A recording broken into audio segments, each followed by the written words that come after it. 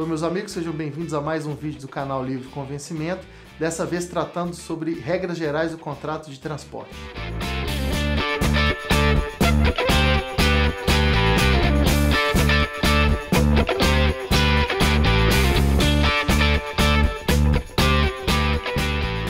O contrato de transporte é um contrato que não era regulado pelo Código Civil de 1916, mas passou a ser pelo Código Civil de 2002.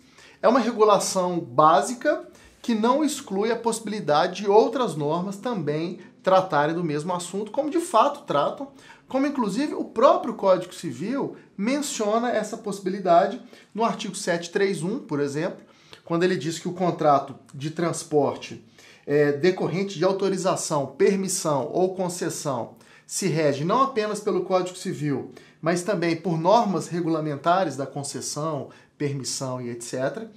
Assim como o artigo 732 também vai nos dizer que não prejudica, que aquelas regras do Código Civil não prejudicam a aplicação e a incidência de leis especiais sobre transporte e também de convenções internacionais. Podemos citar o exemplo, nesse caso, do próprio Código de Defesa do Consumidor, que traz algumas regras sobre transporte, e várias convenções internacionais que a gente tem, por exemplo, sobre transporte aéreo, que, segundo o texto do artigo 732, são aplicadas em conjunto.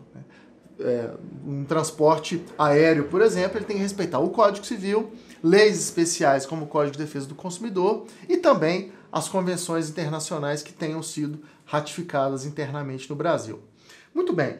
Dito isso, e entrando agora na regulamentação que o Código traz para esse contrato em questão, o primeiro artigo sobre o tema é exatamente o conceito do que seria um contrato de transporte. Só aparece no artigo 730 e que vai nos dizer que o transporte é o contrato por meio do qual alguém se obriga, mediante remuneração, a transportar de um lugar para o outro pessoas ou coisas. Duas questões sobressaem nesse conceito. Primeiro, claro, a interpretação doutrinária sobre ele. Primeiro, que o contrato de transporte é um contrato de resultado. Isto é, a pessoa ou a coisa tem que chegar no local de destino incólume, sob pena de responsabilização do transportador. A gente vai tratar mais adiante da responsabilidade do transportador e a gente vai notar que mesmo havendo dificuldades que possam atrapalhar o transporte, a regulamentação do Código Civil estabelece que quem responde por esses problemas é o transportador. Quem assume a obrigação de transportar algo ou alguém até um determinado local tem que entregar este algo ou este alguém no endereço específico, no horário estipulado. E a segunda observação que cabe sobre o artigo 730 é o fato de que essa regulamentação que a gente vai trabalhar aqui se liga ao transporte remunerado. Ou seja, quem se compromete, quem concorda em transportar algo a alguém sem remuneração nenhuma, não está, portanto, sujeito às regras do contrato de transporte, e sim a um contrato atípico, benéfico, cujas regras são diferentes, sobretudo com relação à responsabilidade do transportador. O STJ trata desse assunto na súmula 145 e nos diz que no transporte desinteressado, de simples cortesia, o transportador só será civilmente responsável por danos causados ao transportado quando incorrer em dolo ou culpa grave. Mais à frente, como eu disse, a gente vai trabalhar as regras de responsabilidade do transportador e vocês vão notar que ela é bem diferente do que acontece no transporte desinteressado, segundo o STJ consolidou. Vejam bem, o fato do próprio STJ chamar a carona, que é o transporte não remunerado, de transporte, não significa que ele não seja esse contrato atípico que eu estou mencionando. Lembrem sempre disso. O nome que coloquialmente se dá a um contrato pouco importa.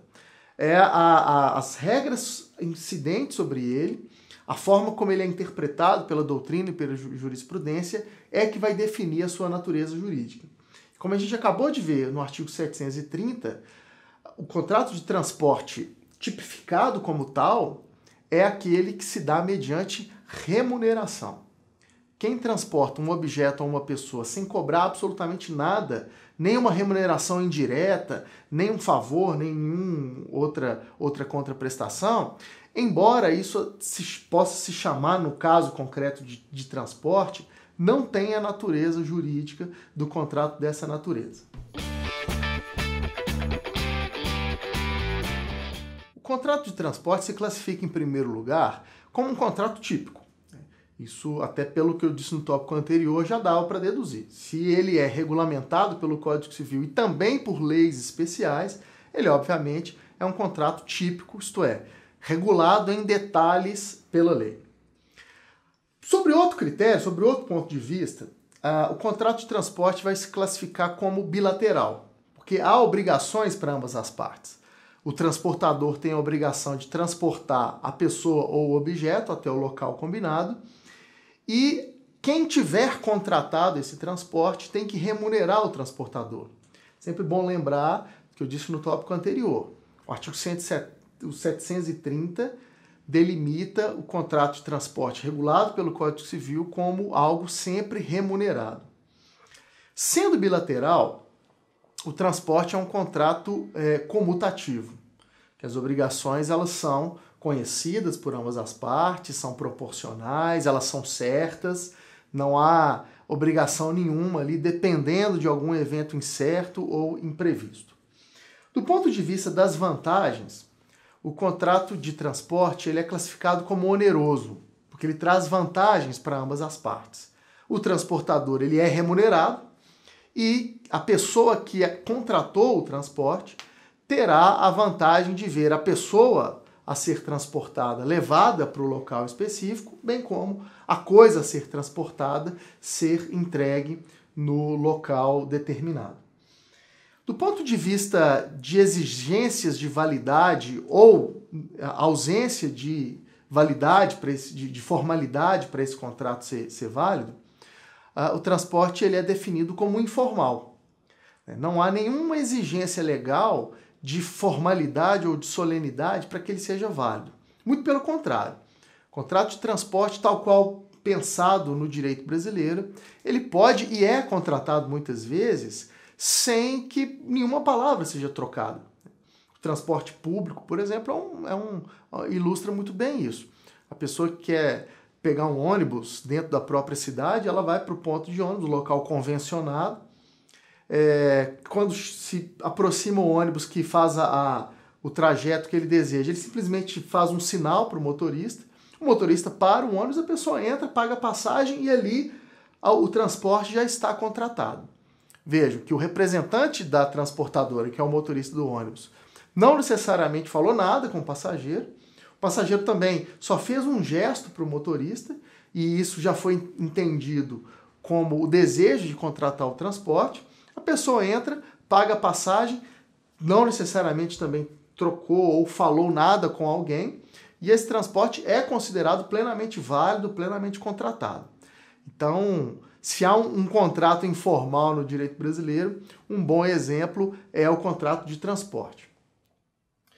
Do ponto de vista do momento do aperfeiçoamento do contrato, a gente sabe que ele pode ser ou consensual ou real, né, dependendo de como ele é previsto em lei. E o transporte, para a maioria da doutrina, é um contrato consensual, ou seja, as obrigações nascem para as partes no exato momento em que há o acordo de vontades. Alguém propõe a uma outra pessoa o contrato de transporte, a outra pessoa aceita essa proposta e ali já nascem as obrigações. Se um objeto é entregue ao transportador, isso já é em execução do contrato. É certo que há doutrinadores que entendem de forma diferente, alguns doutrinadores definem o contrato de transporte como um contrato real, né? As obrigações, o contrato só se aperfeiçoaria no momento em que a coisa a ser transportada estaria disponibilizada ao transportador, mas essa é uma corrente minoritária.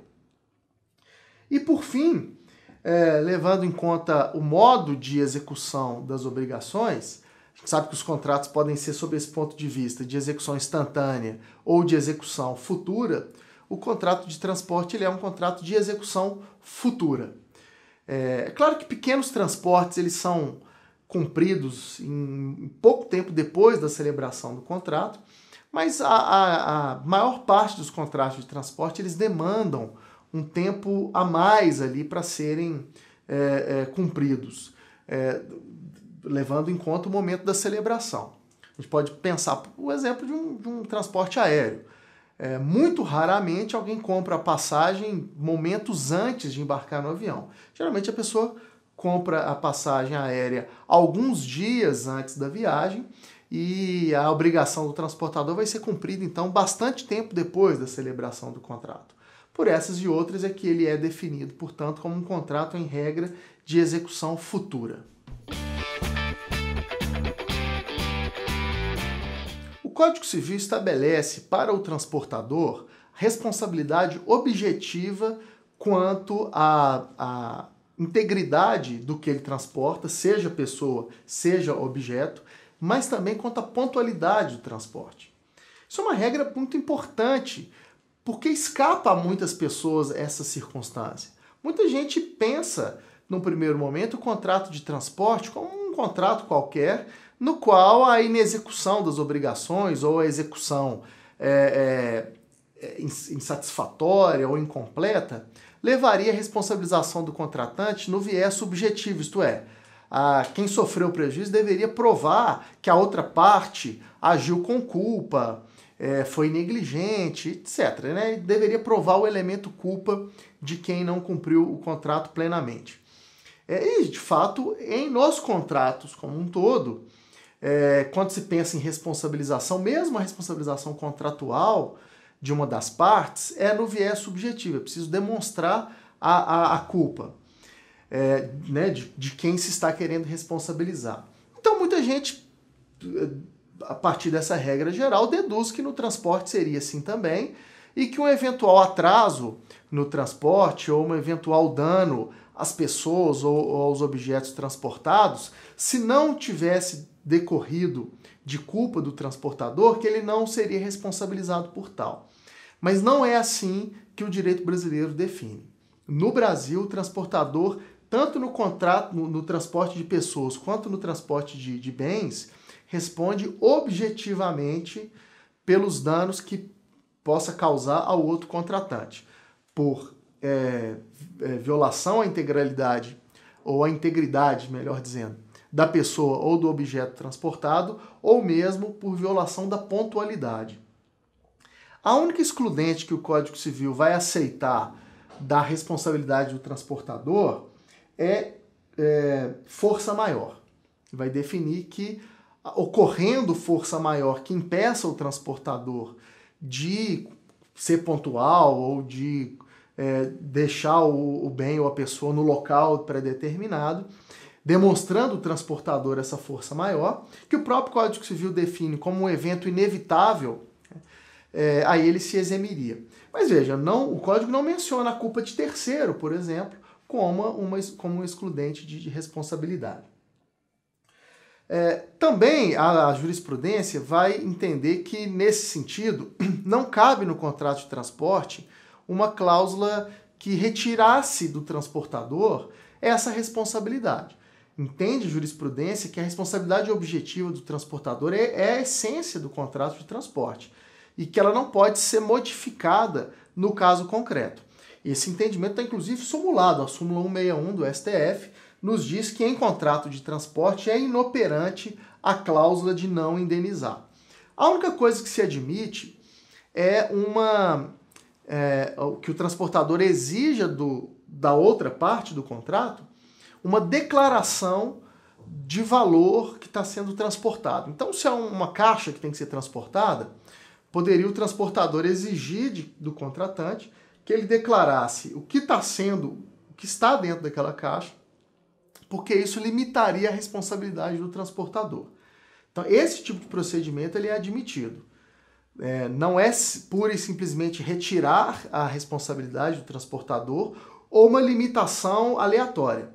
Porque é possível que o transportador peça ao cliente, ao transportado, ao contratante, que ele informe o que está transportando, porque caso haja algum imprevisto, algum desvio, algum problema, a indenização que o transportador pagaria se limitaria ao conteúdo ali descrito. De toda forma, isso é entendido como possível no contrato de transporte regido pelo Código Civil.